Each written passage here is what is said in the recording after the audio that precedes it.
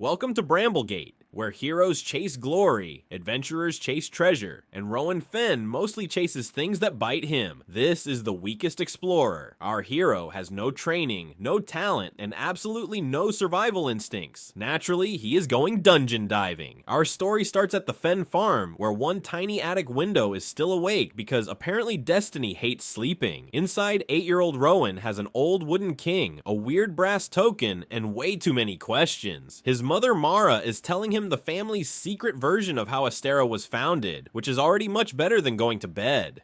According to her, King Kadric did not start as a mighty conqueror. He started weak. Rowan immediately likes this version. Mara says the statues came later, because obviously kings wait until they have muscles before hiring artists. This was supposed to be a warning about dangerous treasure. Rowan hears it and immediately begins planning his resume. His father Tobin catches the kettle and realizes he may be the only person in this house respecting basic survival. Then Mara hands Rowan the family token, the one piece of evidence that this ridiculous story might actually be true. Tobin warns him not to confuse danger with destiny, which is excellent advice and therefore completely wasted here. Rowan promises to be careful while fulfilling his destiny. Look at that face. This child is going to open every suspicious chest he sees. A flash of lightning turns the wall into a giant underground doorway, and that image basically moves into Rowan's head rent-free. Mara reminds him that finding a secret door is the easy part. Surviving whatever is behind it is where things become inconvenient. 11 years pass, the little hand becomes a 19-year-old hand, and the obsession somehow receives absolutely no adult supervision. Adult Rowan launches out of bed ready for destiny and immediately loses his first battle of the day to a ceiling beam. He calls the lump on his forehead a tactical inspection because admitting the house defeated him would damage morale. Meanwhile, Bramblegate wakes up looking bright, peaceful, and completely unaware that its favorite disaster is already running toward it. The market fills with bread, herbs, and shiny beginner equipment bought by people who actually remembered to train. Then Rowan arrives carrying a pack large enough to bury him, which is probably the safest thing that pack could do. Two adventurers recognize him and start betting on today's injury before he even reaches the fountain. His brand awareness is incredible. Rowan bows like the insults are applause, because public humiliation only works on someone capable of feeling shame. His cooking pot catches an awning and drops a pile of apples into his hood. The market has now joined the attack. Watching from the herb stall is Leora Bell, a sweet novice healer with kind eyes, lovely curves, and catastrophically poor taste in explorers. Rowan offers her one of the stolen apples like Destiny personally arranged breakfast.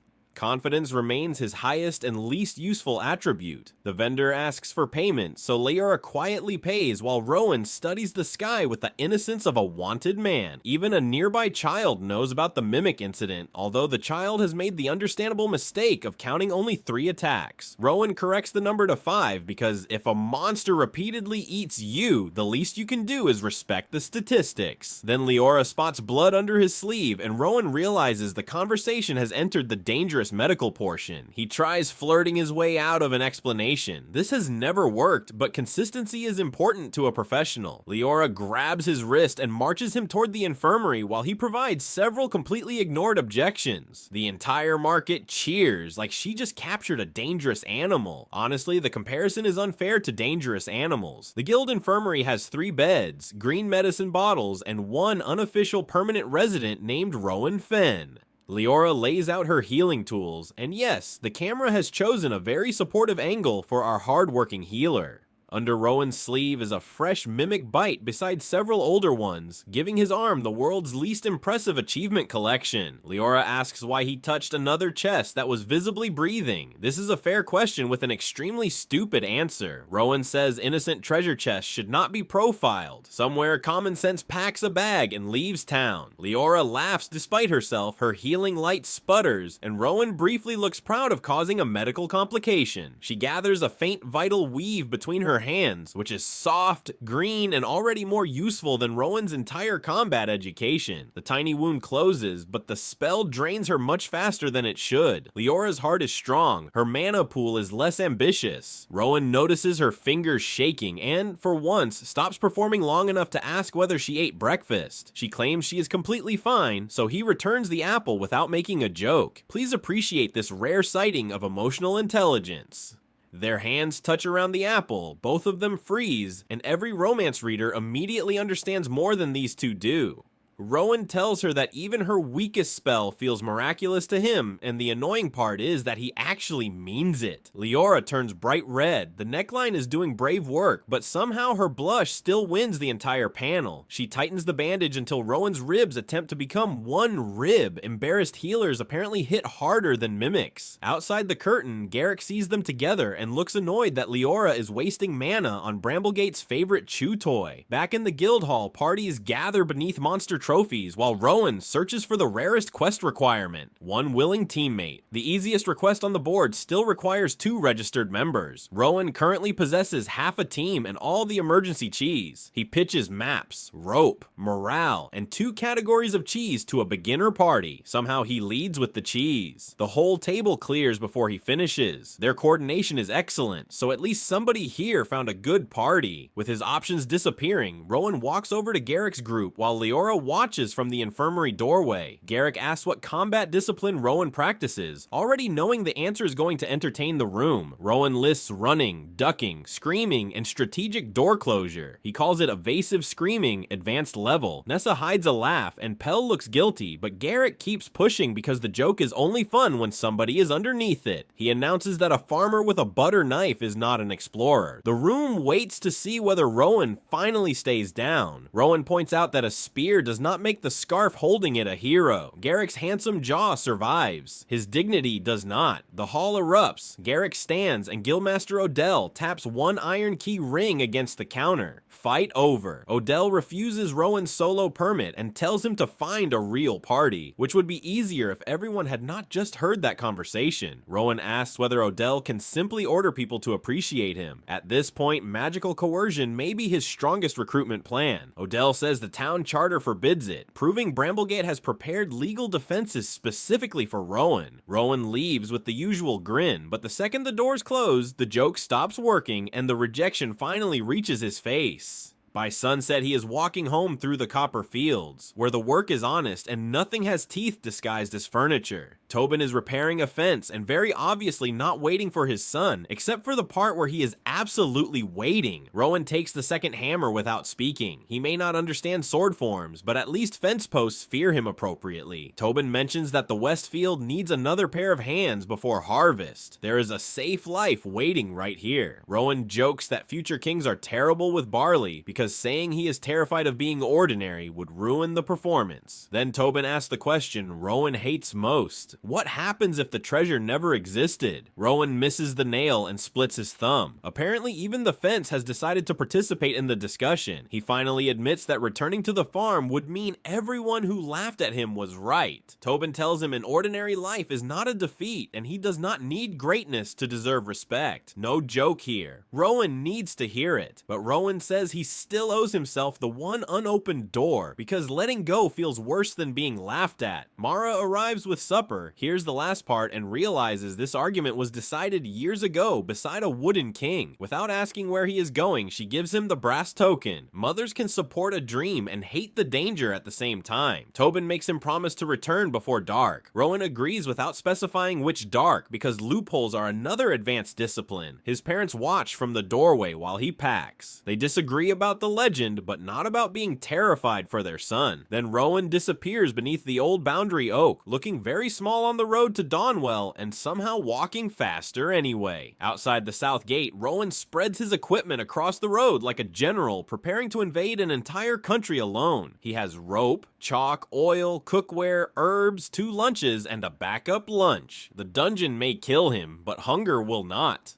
He straps everything on and immediately falls backward. His first opponent is now officially his own luggage. The gate guard asks whether this is a dungeon trip or permanent migration. He has clearly watched Rowan pack before. Rowan removes 1 spoon, tests the weight, and puts it back. History may never forgive him, but the spoon receives another chance. Next, he practices drawing his knife and catches it inside the sheath. Even the weapon is refusing to participate. He compares the family token to his hand-drawn map, but the token has never reacted reacted anywhere along the public route. One tiny blank space behind the treasure nook still bothers him, mostly because Rowan considers blank spaces a personal insult. A guild notice mentions fresh tremors beneath Dawnwell. Normal people read this as a warning. Rowan reads it as an invitation, so naturally he adds a hammer and makes the overloaded pack even worse. Destiny has apparently requested blunt force customer service. The guard offers one final sensible option: wait 2 hours and enter with a returning party. Rowan looks back toward the guild and remembers every chair that emptied when he approached. There is no party coming for him. He declares that solitude is simply a party with excellent agreement. That is a tragic sentence from a man with 0 teammates. The Bramblegate closes behind him and the safe road begins leading directly toward the kingdom's safest dungeon. From here, Dawnwell's arch looks exactly like the broken circle on his token. Neither one looks especially safe anymore. This is Dawnwell, where beginners learn dungeon work with only minor injuries and major damage to their confidence. Rowan signs the checkpoint ledger while the attendant barely looks up. Apparently his repeated survival has made the paperwork boring. He crosses the bright entrance, following guild ropes and circular floor patterns worn smooth by thousands of nervous beginners. Rowan announces his handsome voluntary entrance and marks the time in chalk, just in case history needs accurate records. A harmless cave moth jumps from the wall and makes him draw his knife backward. The moth wins immediately. He tells it that mercy is the privilege of the strong. The moth does not appear impressed by this version of events. Then Rowan notices fresh cracks in the drainage channel that do not match the map he knows better than most people know their homes.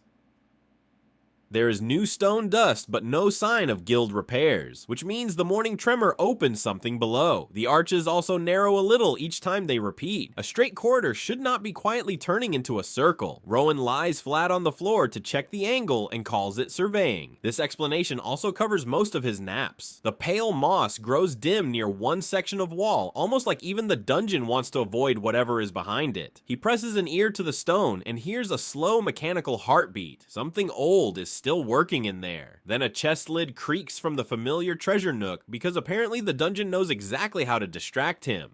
Rowan smiles and says it missed him. This expression is the reason warning labels were invented. A trail of fake coins leads around the next arch, and our professional explorer follows the money without a single professional thought. There it is, the same scarred treasure chest, now equipped with tiny wheels and still doing a terrible impression of normal furniture. The diagonal scratch, broken corner, and red ribbon all match. The wheels are new, which means his favorite problem has been training. Its lid rises with one slow breath while Rowan watches from cover. Subtlety is not this creature's strongest defense. He sets out flour, string, and a mirror for controlled observation with absolutely no touching. Please remember those last 3 words. The keyhole eye opens and follows the mirror. It recognizes Rowan because nobody forgets the man who repeatedly enters their mouth. Rowan waves and calls it beautiful. The mimic narrows its eye like it has heard this nonsense before. He places a stale meat pie on the floor and backs away, attempting the ancient diplomatic strategy of feeding the dangerous thing. A long tongue steals the pie and vanishes under the lid. The creature has standards, but apparently not high ones. Rowan announces that they now have trade relations. Most kingdoms require treaties. This one required expired pastry. Then he reaches for the latch to perform one completely professional inspection. Controlled observation has lasted almost 30 seconds. The chest explodes open around several rows of teeth, which is the traditional response to Rowan's professional inspections. For one impossible second, his hand is still inside the mouth and his brain is reviewing every decision that brought it there. He pulls out all 10 fingers and celebrates a personal best. This would be more impressive if the attack were finished. The tongue wraps around his pack and launches him across the room. Please hold the applause until the landing. Rowan slams into the cracked rear wall while the mimic rolls after him, bringing their diplomatic relationship to its natural conclusion. The fight begins with Rowan crawling under a snapping lid, so the strategy is currently just surviving at floor level. He jams a wooden wedge into the hinge and calls it negotiation. The mimic bites the wedge in half and rejects the proposal. A bag of flour reveals the tongue's full reach. Cooking supplies have now contributed more to this battle than Rowan's knife. Once he sees the pattern, Rowan ducks the next strike. Being weak does not stop him from paying very close attention. He attacks a brass strap and the knife bounces away harmlessly. The weapon has returned to its usual position on the enemy team. The mimic tears open his pack, scattering every carefully prepared tool across the floor in one deeply personal insult. Rowan catches his lunch before it hits the slime. Heroes save kingdoms. Rowan saves whatever is wrapped in that cloth. Then he sacrifices the lunch as bait and loops rope around one wheel. Its memory will be honored for at least several minutes. The mimic charges and drags Rowan face first behind it, which means the plan is working if dignity was never part of the plan. He kicks an iron sconce through the wheel spokes. We are now operating on rope, screaming, and faith in cheap construction. The chest spins sideways and slams the cracked rear wall again and again, finally providing useful labor. Broken sandstone reveals a seam of perfectly smooth black material that absolutely does not belong under a beginner dungeon. Rowan sees the impossible wall and forgets to keep running. Curiosity continues to have excellent timing. The mimic rams him from behind, and both of them crash through the collapsing stone before he can inspect anything responsibly. Dust and fake coins pour into the darkness. For half a second, even Rowan understands that this is no longer the safe route. When the dust clears, Rowan is hanging over a black passage by one badly stitched pack strap. Terrible sewing has saved his life. The mimic is dangling below him from the same rope and looks personally offended by gravity. Rowan cuts away the outer pocket so the creature lands on a lower shelf instead of falling into the abyss. The freed mimic rolls away, stops, and looks back. This is the closest either of them will come to saying thank you. Rowan accepts the credit anyway, and the mimic shuts its lid with the emotional warmth of a door slammed in his face. He pulls himself into the hidden passage and lights a small lantern. Donwell's cheerful beginner colors disappear behind him. The near black blocks swallow most of the flame instead of reflecting it, which is a very unfriendly thing for stone to do.